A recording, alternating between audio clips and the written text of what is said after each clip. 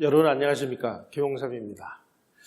현대사와 관련해서 많은 이야기들이 오고 가고 있는 중에 굉장히 좀 우리가 알아야 될 내용 중에 하나가 조선의 그 왕비, 민왕후라고도 하고 민비라고도 하고 또 명성황후라고도 이야기를 하는 그분의 시의 진상입니다.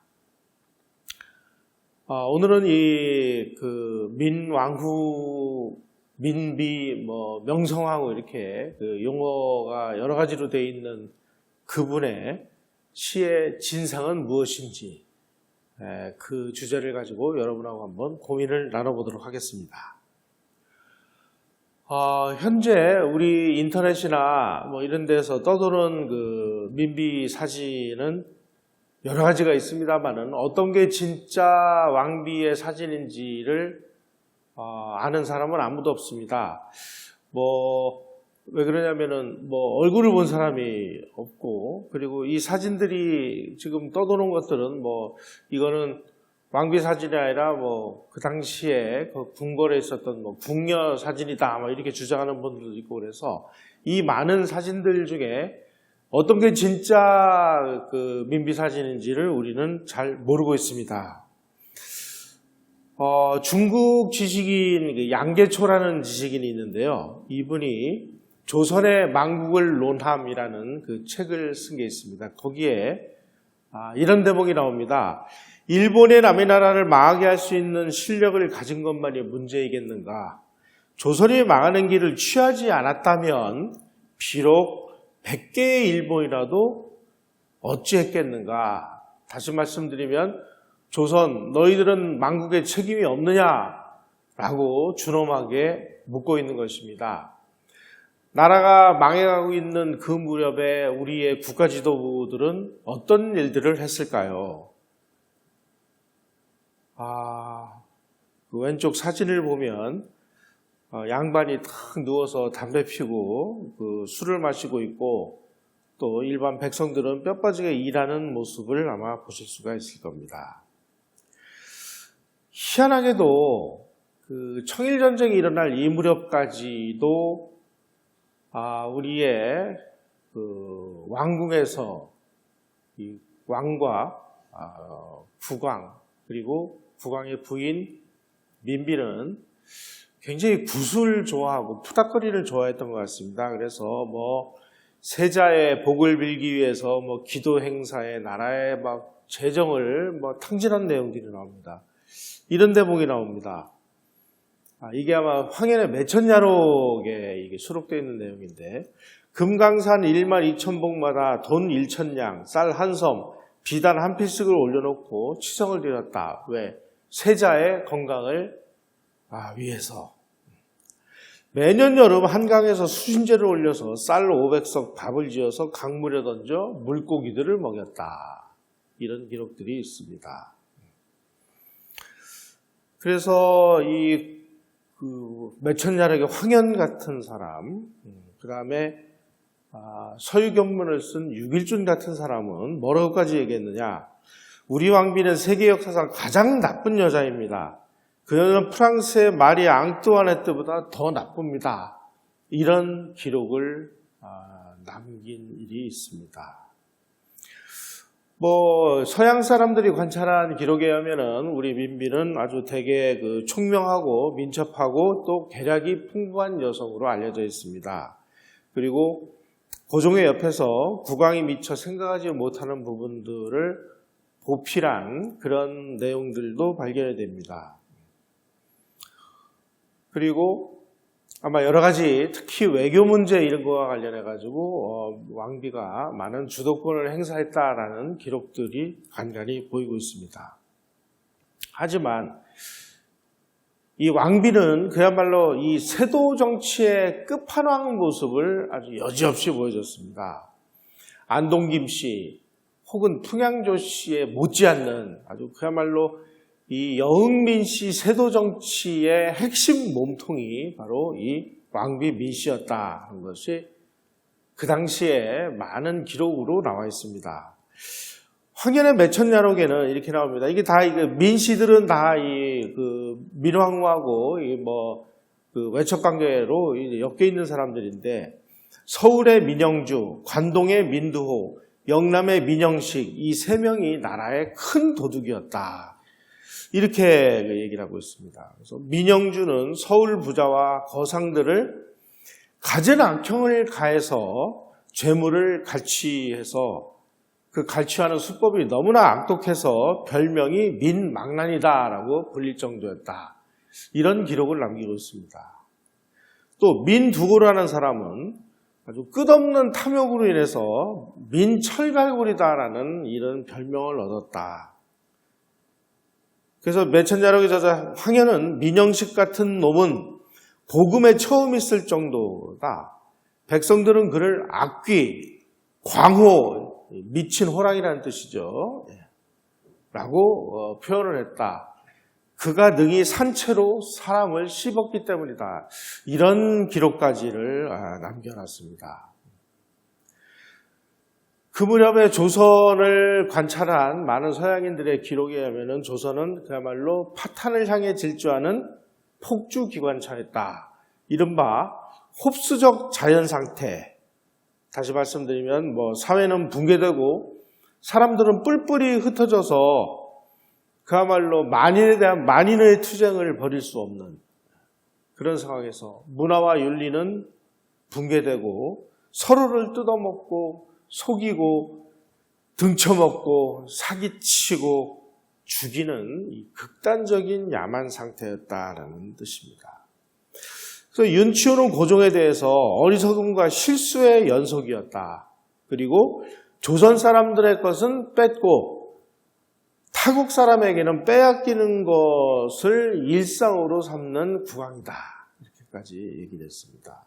그리고 왕비 민씨에 대해서는 그 영리하고 이기적인 여인이 미신 섬기는 것에 반만큼이라도 백성을 섬겼다면 황실은 안전했을 것이다. 이렇게까지 이야기를 하고 있습니다.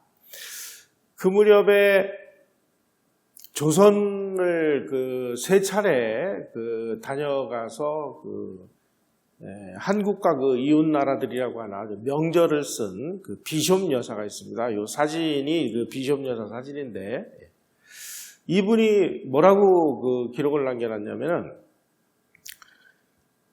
고종은 심약한 군주다. 어떤 일을 단단히 그려지고 밀어붙일 만한 능력은 없는 인물이다. 성격의 박약함은 그에게 치명적인 핸디캡이었다라고 이 인물평을 남겨놨습니다. 그러니까 이 고종이 이렇게 국왕으로서의 리더십이 취약하니까 그래도 좀 명민하고 이 판세를 볼 줄 아는 이 왕비 민씨가 이 고종의 역할을 일부 대신했는데, 그 대신한 부분 중에서 이 외교 부분이 가장 중요한 부분이 되겠습니다. 왜냐하면 이 왕비 민씨는 이 고종 그리고 러시아 공사인 베베르 이런 사람들에게 끝없이 러시아를 끌어들여서 뭔가 이 왕권을 보호하려고 하는 이런 일들을 많이 벌였기 때문입니다.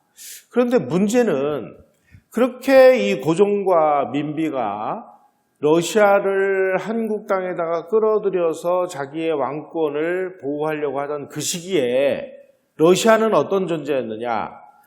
바로 영국, 미국, 일본 같은 이런 이 세계사의 주류 세력들로부터 공동의 적으로 지금 지목이 되어 있는 그런 상황이었습니다.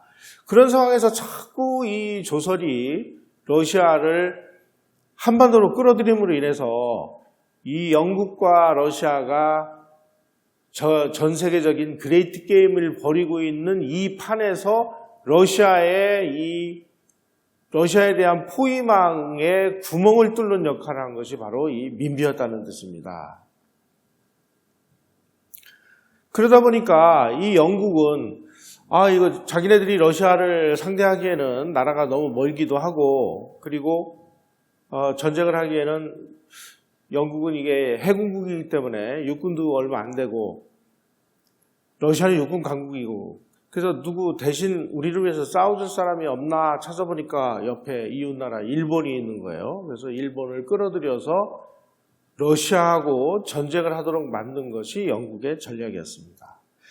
이런 와중에 그러니까 영국이라는 세계 패권국이 러시아가 한반도로 내려오는 것을 틀어막으려고 하는 그 시기에 바로 끝없이 러시아라는 세력을 한반도로 끌어들여서 자기네들의 왕권을 보호하려고 하는 것이 민비의 이 외교의 결정적인 패착이었다. 이렇게 학자들은 이야기를 하고 있습니다.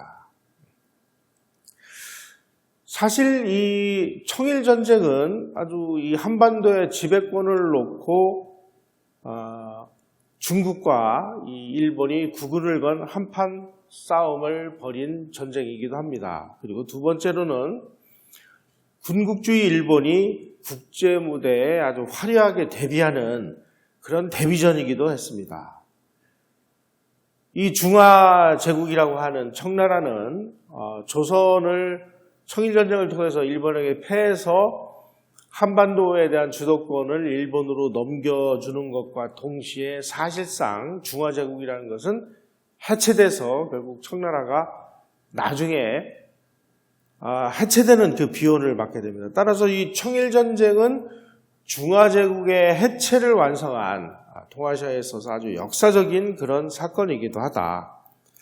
그런데 일본이 청나라하고의 그 전쟁에서는 그 아주 압도적으로 승리를 거뒀습니다만은 외교전에서는 아주 허망하게 패하고 말았습니다. 왜냐하면 이 청일전쟁의 그 전리품으로 요 동그라미 쳐 있는 요 부분이 이제 그 요동반도인데요. 이 요동반도를 청나라로부터 이제 할양을 받았는데 이 땅에 대해서 오래전부터 자기네들이 지배하려고 야욕을 품고 있던 이 러시아가 야 일본 너희들 말이야 어디 요동반도까지를 차지하려고 하느냐 이거는 너무 과하다. 그러니 도로 돌려줘.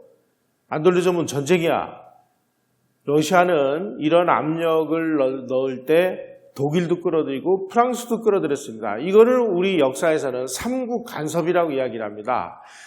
청일전쟁은 일본이 정말 국군을 걸고 청나라하고 싸워서 이겨서 이 요동반도라는 것을 전리품으로 얻었는데 러시아와 프랑스와 독일의 압력에 의해서 불과 일주일 만에 이 요동반도를 도로 반납을 했습니다. 물론 공짜로 반납한 건 아닙니다.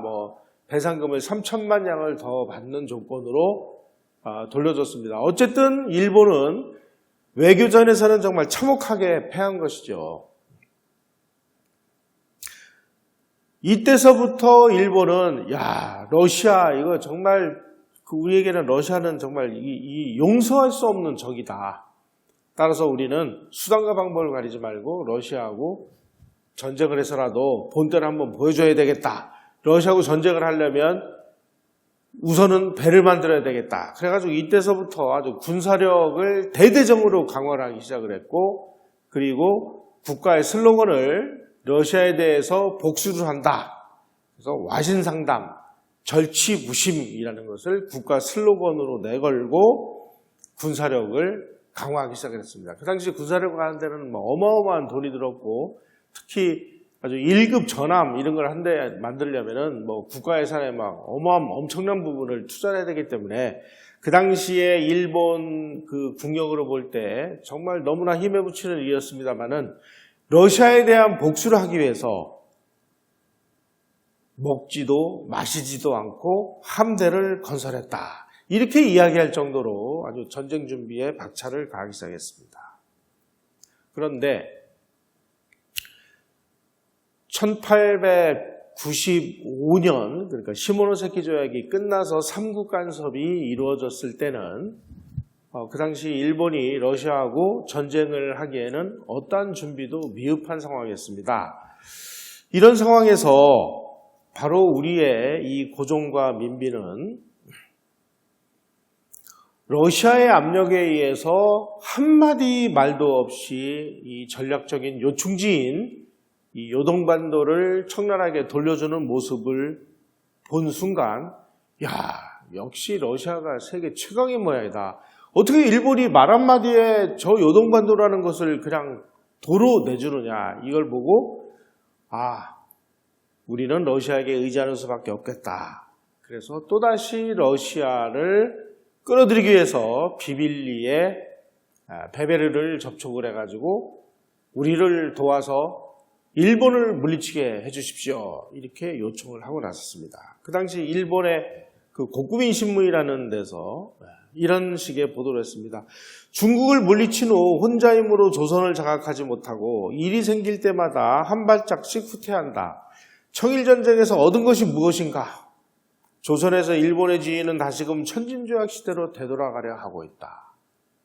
다시 말씀드리면 일본이 청일전쟁을 일으킨 이유는 이 속국으로 지배하고 있는 청나라를 물리쳐서 조선이 보호국으로 만들려고 하는 것이 일본의 전쟁 목표였는데, 아니 전쟁을 하는 와중에 요동반도를 전리품으로 얻었는데 그 전리품을 러시아의 압력에 의해서 뺏기는 모습을 보니까 재빨리 이 민비와 고종이 러시아에게 접근을 해서 러시아 세력을 끌어들여서 또다시 일본을 내치려고 하는 상황이 만들어진 것입니다.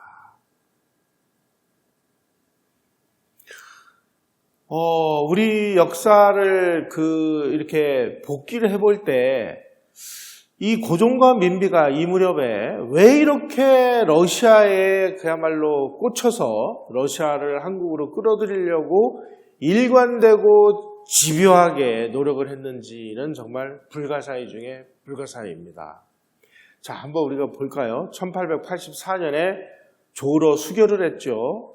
그리고 나서 제1차 조로 미략을 체결하려고 하다가 들통이 나니까 이 영국이 거문도를 점령하는 일이 벌어졌습니다.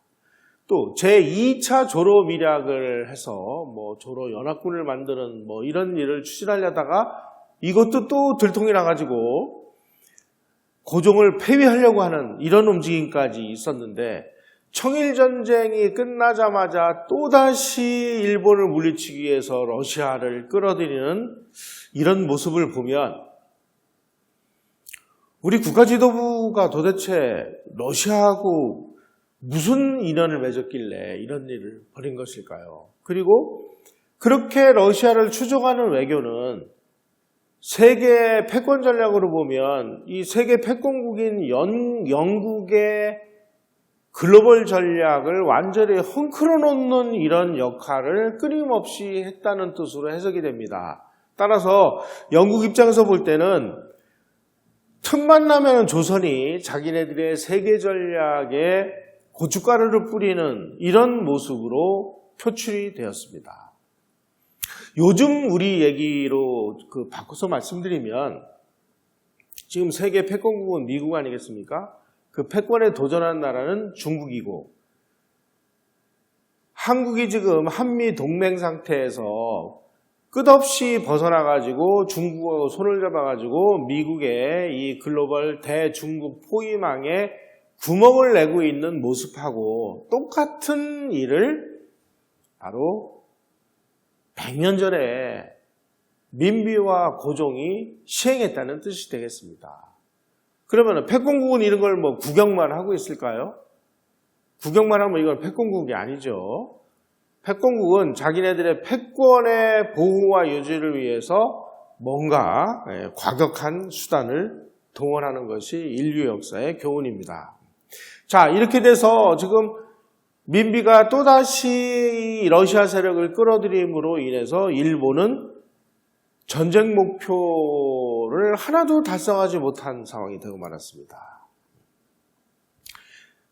이노우에 가오르라는 일본 공사가 와가지고 한국을 개혁하기 위해서 가보개혁 이런 걸 많이 했는데, 이걸 다 원점으로 되돌리고 다시 러시아 판이 되고, 그러니까 도대체 일본은 그 많은 비용과 그 많은 군인들의 희생을 통해서 얻으려고 했던 전쟁 목표를 하나도 얻지 못하는 이런 상황이 되고 말았던 것입니다.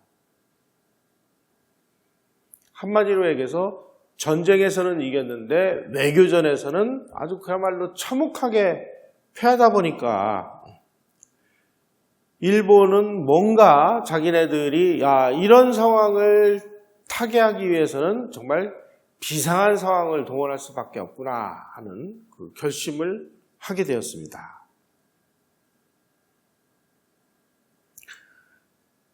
고종과 민비 입장에서 볼 때는 그래도 우리가 믿었던 러시아가 일본에게 말 한마디에 요동반도를 막 갖다가 반납을 시키고 우리가 러시아하고 끝없이 손을 잡아가지고 뭔가 관계를 돈독히 하면은 러시아의 힘을 빌어서 일본을 물리칠 수도 있겠구나라는 생각을 하게 되었습니다.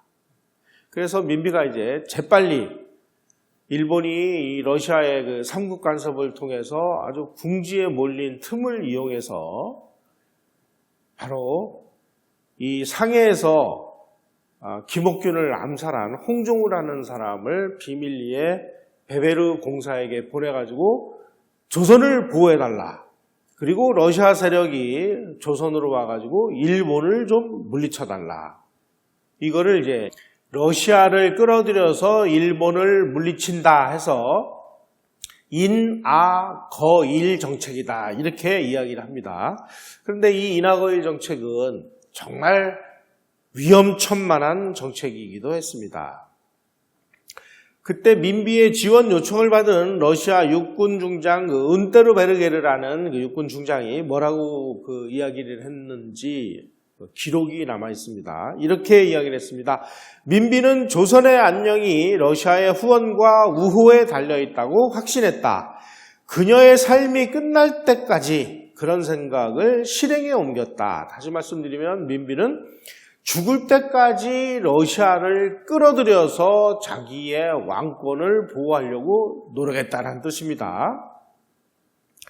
하지만 이 세상에 공짜 점심은 없는 법입니다. 러시아를 조선에 다시 끌어들이기 위해서 민비와 고종은 청나라가 가지고 있었던, 조선이 청나라에게 줬던 여러 가지 이권을 러시아에게 제공하지 않을 수가 없었습니다. 그래서 한마디로 얘기하면 일본이라는 늑대를 물리치기 위해서 그보다 훨씬 더 무섭고 사나운 맹수를 안방으로 끌어들인 격이 되고 말았습니다. 자, 이쯤 되면은 도대체 청일전쟁, 일본은 도대체 왜 청일전쟁을 한 거예요? 청나라를 쫓아내고 자기네들이 조선을 보국으로 만들기 위해서 청일전쟁을 일으켰는데 청일전쟁에서 막바지에 요동반도를 토해내면서 러시아 세력이 재빨리 한반도로 들어와가지고 러시아가 조선을 차지하는 이런 형국이 돼버리고 나니까 러시아를 물리치려면 전쟁밖에는 없는데 일본은 이 무렵에 러시아하고 전쟁을 할 수 있는 어떠한 준비도 안 돼 있었습니다. 그러다 보니까 뭔가 특단의 대책, 그래서 이 무시무시한 그 특단의 방법을 실행하기 위해서 갑자기 그 주한 공사를 미우라 고로라는 사람을 임명을 해가지고 보냅니다. 미우라 고로라는 사람은 이 사람은 그 외교관 출신이 아니고요. 이 일본 육군 중장 출신입니다. 군대 이외에는 전혀 아는 것이 없는 사람을 하필이면 이 시기에 주한공사로 뽑아가지고 서울로 보낸 이유는 무엇이었을까요? 그것이 결국 나중에 민비를 시해하는 을미사변으로 나타났다는 것입니다. 고종과 민비는 이제 그 베베르 공사에게 이 러시아가 우리의 왕권을 보호해 주십시오. 조선을 보호해서 일본의 압력을 물리쳐 주십시오. 이렇게 얘기를 하니까 베베르가 그러면은 우리 말을 좀 잘 들으시오. 그래서 이때서부터 고종과 민비는 아주 베베르가 하라는 대로, 베베르가 제안을 하는 대로 조선을 완전히 러시아의 판으로 만드는데 앞장서기 시작을 했습니다. 그래가지고 이 침투했던 일본 세력들을 전부 제거를 하고 일본하고 친했던 그런 대신들을 전부 다 쫓아내고, 이렇게 되다 보니까 이제 청일전쟁을 통해서 얻으려고 했던 일본의 국가 목표는 러시아를 조선 땅에서 몰아내야만 전쟁 목표가 달성되는 정말 어려운 상황으로 진행되고 말았습니다. 바로 이 조선에서 고종과 민비를 설득을 해서 칠러 정책을 수행하는 데 앞장섰던 사람이 여기에 있는 이 베베르라는 그 주한 러시아 공사인데요. 이 사람의 이 감언이설에 민비도 홀랑 속아 넘어가고 고종도 속아 넘어가가지고 칠러 추종 외교를 하다가 이 세계 패권국인 영국의 눈밖에 나는 이런 상황이 되버린 것입니다. 그래서 이제 민비와 고종이 친일 관료들을 전부 해임하고 그 자리에다가 러시아를 추종하는 관리들을 대거 임명을 했고요. 그리고 일본 사람들이 훈련시켜서 그 양성을 했던 훈련대라고 하는 이 군대도 해산 작업에 돌입하기 시작을 했습니다. 일본 공사관은 그 당시에 아주 이 조선 정부가 조직적으로 일본 세력을 내쫓고 러시아를 추종하는 이런 그 외교를 하는 걸 보면서 고종과 맨비의 이나거일 배후에는 러시아가 그 영향력을 행사하고 있고, 그 러시아의 영향력에 의해서 조선의 이 정치를 좌지우지하는 것은 고종이 아니라 민비다. 그러니까 민비에다가 뭔가를 경고를 해야 되겠다라는 생각을 하기 시작을 했습니다. 이때 베베르가 민비를 설득을 해서 조선이 러시아하고 손을 잡아야 된다 하는 논리는 어떤 논리였느냐, 이런 논리였습니다. 첫째, 왕비하고 민씨 척족 세력은 한 몸이기 때문에 민씨하고 일본이라는 세력은 역사상 이거는 양립이 불가능하다. 그러니까 러시아하고 손을 잡아야 된다, 이런 뜻입니다. 두 번째, 조선과 일본은 뭐 가까운 나라라고 해도 그 사이에 바다가 놓여 있다. 그래서 조선과 러시아처럼 땅을 접한 것과는 본질적으로 다르다. 그래서 지형상 조선은 러시아하고 친해질 수밖에 없다. 이렇게 얘기를 했습니다. 세 번째, 러시아는 일본과 비교할 수 없을 정도의 강대국이다. 일본 국녀해봐야 아직까지는 러시아의 6분의 1 수준밖에 안 된다. 뭐 이런 얘기를 했습니다. 올 봄에 우리가 요동반도를 반환하라라고 얘기하니까 일본이 우리말 듣고 꼼짝도 못하지 않았느냐. 러시아는 일본보다 무지막지하게 강하다. 어떤 이런 신념을 심어줬습니다. 네 번째로 베베르가 민비에게 뭐라고 얘기를 했느냐. 러시아는 조선의 독립을 방해하지 않는다. 그리고 우리는 당신들에 대한 내정 간섭도 좋아하지 않는다. 러시아에게 보호를 요청을 하면 조선은 안전해질 수 있다. 그리고 무엇보다 러시아는 황제국이고 전제군주국이어서 당신들처럼 이 왕조 국가로 돼 있는 나라들, 여기에서 군주의 권리를 얼마든지 보호해 줄 수 있다. 일본만 해도 그런 거 못한다. 그러니 민비 당신 러시아하고 손잡으시오. 이렇게 얘기를 한 겁니다. 이 무렵에 아까 말씀드린 일본 육군중장 출신을 주한 그 외교관의 책임자로 해서 조선에 보낸 사람이 요 미우라 고로라고 하는 일본 육군중장 출신입니다. 뭔가 좀 그 분위기가 심상치가 않죠.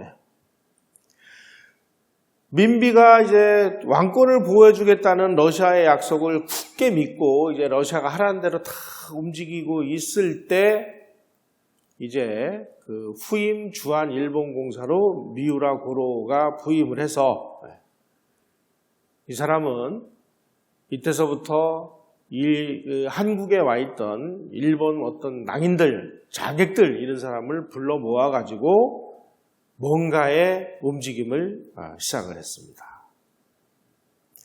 그 당시에 일본은 두 가지로 한국 정책을 고민을 하고 있었다고 그래요. 첫째,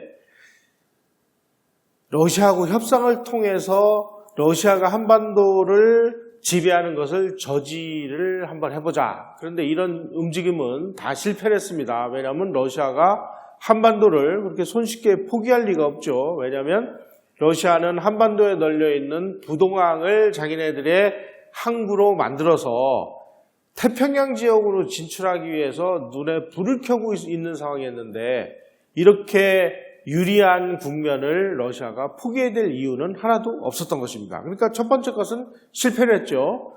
그러다 보니까 결국은 비상수단을 동원해서 러시아와의 연결고리인 민비를 제거하는 이 작전에 돌입을 하게 된 것입니다. 이게 바로 이제 을미사변의 근본적인 원인이었습니다. 여러분, 우리가 민비 시해 과정에서 일본 낭인들이 동원되고 일본 칼잡이들이 동원돼서 민비를 시해를 했다. 그러니까 마치 을미사변이 일본의 깡패들이 저지른 거로 그렇게 이해를 하시는데 사실은 그렇지 않습니다. 그 당시에 이 암살단들을 움직였던 사람들 중에 몇 사람의 중요한 사람이 있습니다. 이 시바 시로라는 사람이 미우라 고로 주한공사가 이 사람을 한반도 전문가라고 해서 한국으로 데리고 왔습니다. 이 시바 시로는 어떤 사람이냐? 하버드 대학하고 펜실베니아 대학에서 경제학을 전공하고 온 그야말로 그 일본 내에서도 최고의 엘리트 중에 엘리트였습니다. 1892년에는 중의원을 지내기도 했고 하여간 어떤 면에서 보든 이 사람은 그 당시에 소설가이기도 했고요. 일본 최고 지성인 중에 한 사람이었습니다. 바로 이처럼 일본 대표하는 최고 지성들이 동원이 돼서 물론 그 아래에서 마지막에 범행은 칼잡이들이 했을지는 몰라도 이 작전을 지휘한 지휘관들은 전부 일본의 가장 중요한 지성인들이었다라는 사실을 우리는 기억해야 되겠습니다. 바로 이 얼굴이 시바 시로라는 사람인데요. 그 다음에 이 시바 시로라는 사람이 한국에 도착을 해서 그 당시에 일본 낭인들이 그 조선에 많이 와 있었습니다. 특히 그 서울에 있었던 한성신보사라는 이 신문사는 겉으로는 그냥 신문을 내는 신문사로 알려져 있습니다만은 일본 외무성의 기밀비하고 그리고 일본 공사관의 보조금으로 운영되는 일종의 첩보기관이나 마찬가지였습니다. 여기에 기자로 있던 사람들이 전부 말하자면 일본 낭인, 칼잡이들이었습니다. 그래서 이 시바시로가 이런 그 조선에 있는 칼잡이들을 동원하고 그리고 이 일본 군들이 조선에 그 당시에 주둔하고 있었는데 그 조선 주둔군의 최고 그 상급자가 바로 요 두 번째에 있는 이 구스노스케 유키히코라는 사람입니다. 이 사람이 나중에 일본 육군상까지 지냅니다.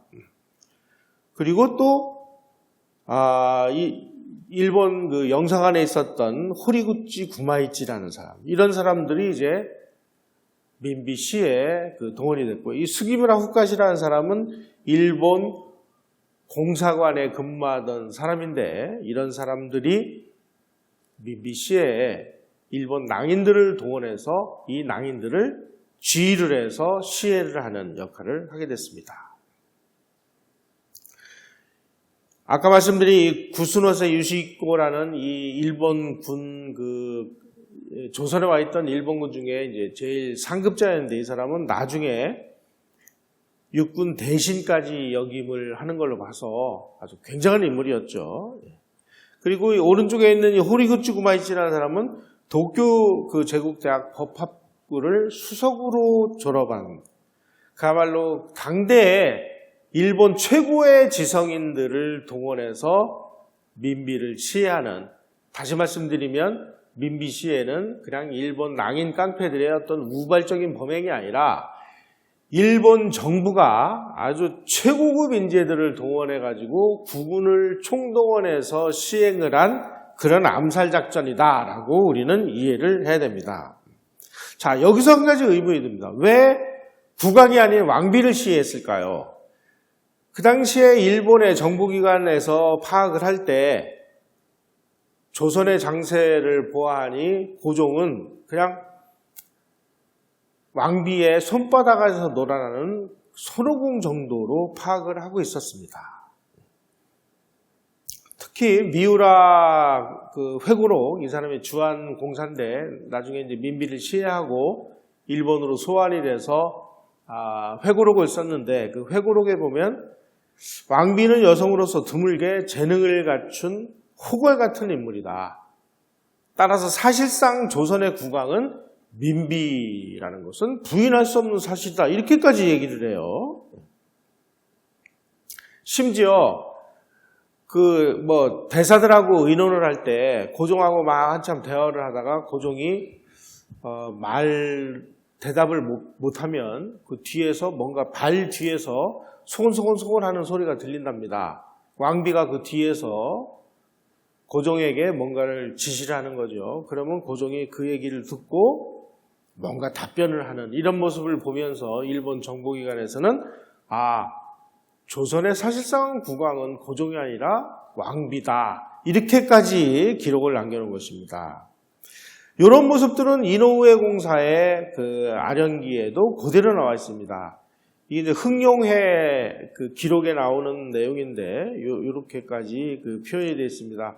공사 재임 중에도 동공사가 고종을 아련할 때에는 언제나 발 뒤쪽에 있는 방에 민비가 있어 여러 가지로 국왕에게 주의를 하고 증언을 하고 있었는데, 드디어는 발을 주새치어러 얼굴을 절반 정도 내밀고 담화를 하게 되었다. 다시 말씀드리면은 왕의 그 진물을 하는 그 옆에 왕비가 발을 들이고 그 안에서 있다가 왕에게 그 사안을 이렇게 하신 게 좋을 것 같습니다 라고 얘기를 하면 그대로 시행을 했다는 뜻입니다. 이런 모습을 보면서 조선의 실질적인 국왕은 민비다, 이렇게 평가를 내린 것이죠. 그래서 1895년 10월 8일 날 일본 낭인들이 경복궁으로 쳐들어가서 왕비의 침실인 곤영합까지 난입을 해서 실제로 그 민비를 시해한 것은 일본군 소위 미야모토라는 사람이 시해를 했다. 그 다음으로 이제 특무조장인 마키라는 사람이 또 한 번 시해를 했고, 그리고 낭인인 나카무라가 우선은 이 사람들이 발견을 한 다음에 실제로 살해를 한 것은 일본군 소위인 미야모토 소위가 시행을 했다라는 사실이 최근에 학자들의 연구를 통해서 발견을 했습니다. 이렇게 해서 이제 왕비가 참혹하게 시해가 된 다음에 시해된 왕비의 시신을 문짝위에 얹어가지고 이불로 덮은 다음에 건청궁 동쪽 노건 숲속으로 운반을 해서 장덕더미에 올려놓고 석유를 뿌린 다음에 소각을 했다. 타다 남은 유골은 근처 연못인 향원지에다가 던졌다가 증거인멸을 위해서 다시 유해를 건져내서 왕궁 앞 소나무 숲에 석유를 붓고 또다시 소각을 했고, 재차 소각을 했는데도 불구하고 타지 않은 뼈 조각들은 소나무 숲에다가 파묻었다. 이렇게 되어 있습니다.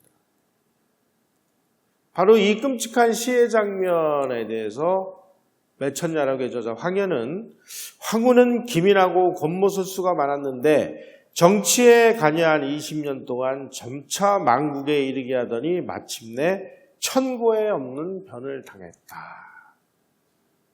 외국 언론에 이 참혹하게 왕비가 시해되는 장면을 이렇게 보도를 하고 있습니다.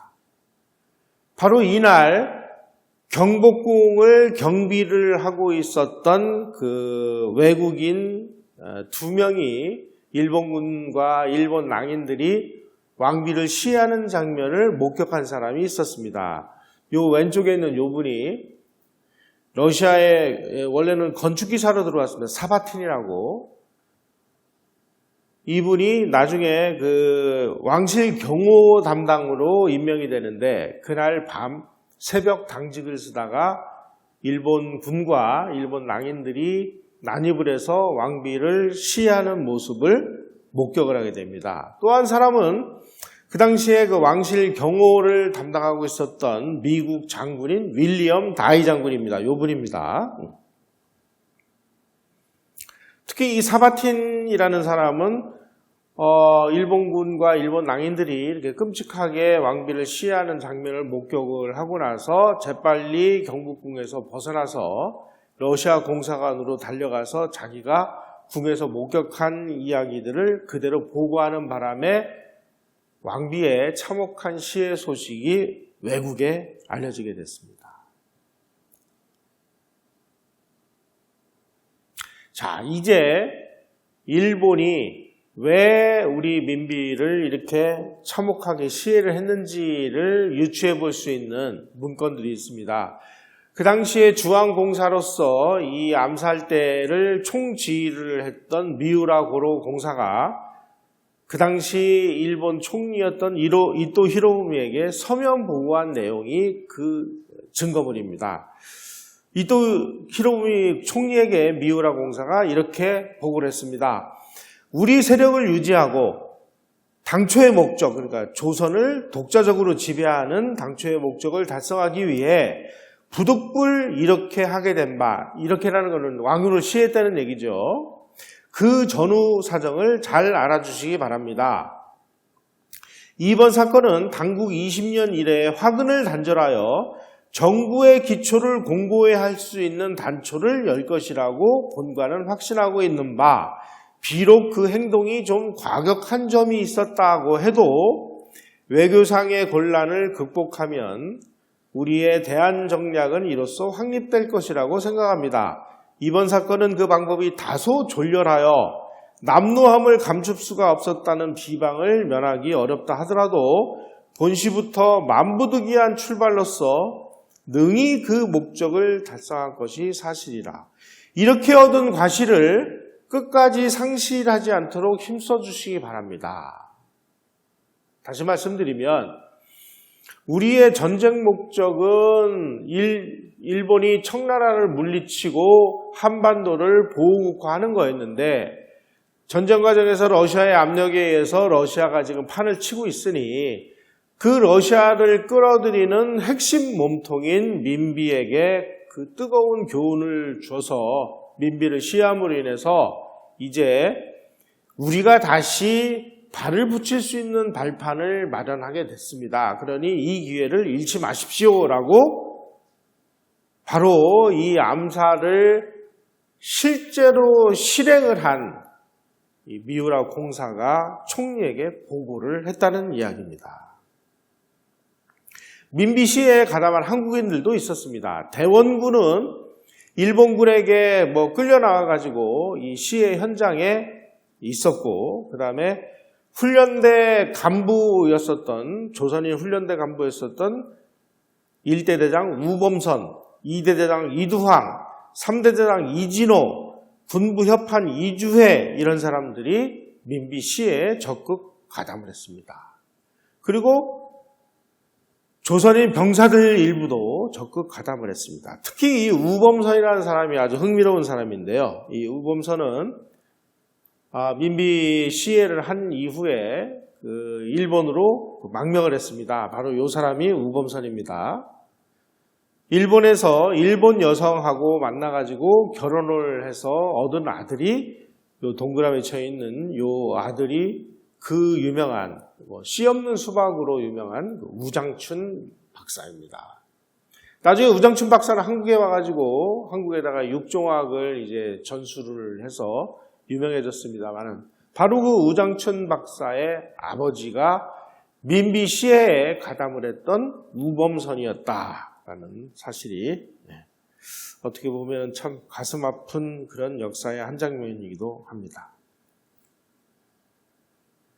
일본 사법기관은 민비 시해에 가담을 했던 민간인과 군인들을 전부 본국으로 소환을 해서 군법에 의해 회부를 했고 민간인들은 민간인 법정에 회부를 했습니다. 그래서 그러니까 시해 사건이 일어난 1년 후인 1896년 1월 14일 일본 군법회의는 일본 군인들이 민비 시해에 가담한 것은 그 당시 일본군 장교가 8명이 기소가 됐었는데요.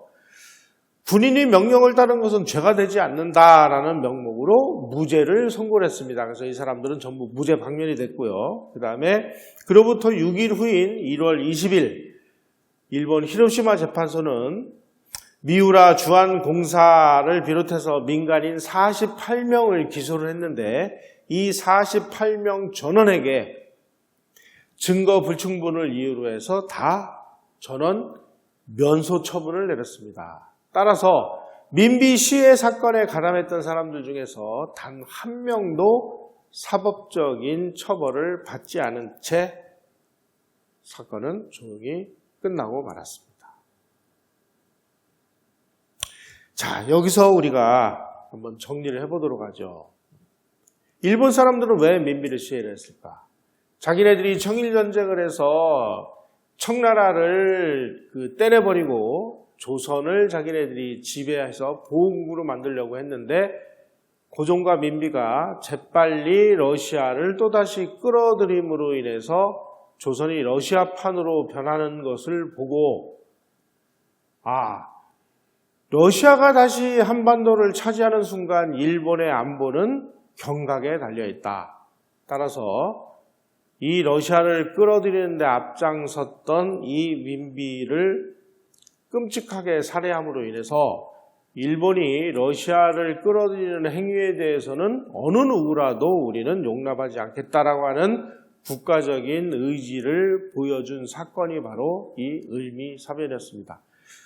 참 한마디로 말씀드리면 국제사회에서는 있을 수도 없고 있어서도 안 되는 한마디로 천인공노할 만행을 저지른 것이 바로 일본의 을미사변입니다. 그런데 일본 입장에서 볼 때 이러한 어떤 외교적인 중대점이 있었기에 일본은 그러한 국제적으로 평지풍파가 일어나고 욕을 얻어먹고 비난을 받을 것을 감수를 하면서 러시아 세력에게 일말의 뜨거운 경고를 하고 나섰다는 사실입니다. 러시아는 일본이 민비를 시해를 하고 러시아를 끌어들이면 어떻게 된다는 걸 알지 하고 뜨거운 맛을 보여줄 거야 라는 것을 실질적으로 보여줌으로 인해서 도전을 한 셈이 됐습니다. 이러한 일본의 도전에 러시아는 1년 후에 고종을 러시아 공사관으로 모셔가는 아관파천으로 다시 또 응전을 하죠. 다시 말씀드리면 이 조선을 놓고 그 당시에 일본과 러시아가 아주 구분을 건 중대한 싸움을 벌이고 있는 그 샌드위치 신세가 바로 조선이었다. 그리고 그 샌드위치 상황에서 러시아를 우리 땅으로 끌어들이는 핵심 몸통이 민비였다. 따라서 민비를 일본이 시해를 함으로써 러시아를 끌어들이면 어떻게 된다는 것을 보여주는 이런 참혹한 결과가 이 땅의 왕궁에서 1895년에 벌어졌습니다. 여러분, 스스로를 지키지 못하는 나라, 어떻게 하든지 자기 왕권을 자기네들의 의지와 능력과 국방력과 군사력과 국력으로 지키지 못하는 나라가 이 서세동점에 이 회오리가 일어나는 이 상황에서 어떠한 비참한 꼴을 당한다는 것을 그야말로 있는 그대로 보여준 끔찍한 사건이 바로 을미사변이 되겠습니다. 과연 우리는 지금 벵결이 지난 지금 우리는 그러면 국제외교를 잘하고 있느냐? 지금 국제정세를 보면 미국과 중국이 신냉전이 시작이 돼서 미국이 오래전부터 중국 포위 전략을 구사하고 있는 이런 상황입니다. 전 세계가 다 중국을 향해서 전쟁을 하려고 하는 미국의 편을 들고 있는 상황에서 오직 유일하게 한국만이 지금 미국하고의 동맹관계를 정리를 하고 중국 편에 서서 중국과 뭔가를 해보려고 하는 그야말로 이 시대적으로 큰 시대착오적인 외교를 우리 정부가 지금 벌이고 있지 않습니까? 이런 상황에서 진짜 우리가 한미동맹을 파기를 하고 중국에게 투항을 할 그런 상황이 됐을 때 과연 세계 패권국은 그런 모습을 지켜보고만 있을 것이냐. 민비시의 사건을 보면서 우리는 역사의 교훈을 어렴풋하게나마 얻을 수 있지 않을까 하는 생각이 듭니다.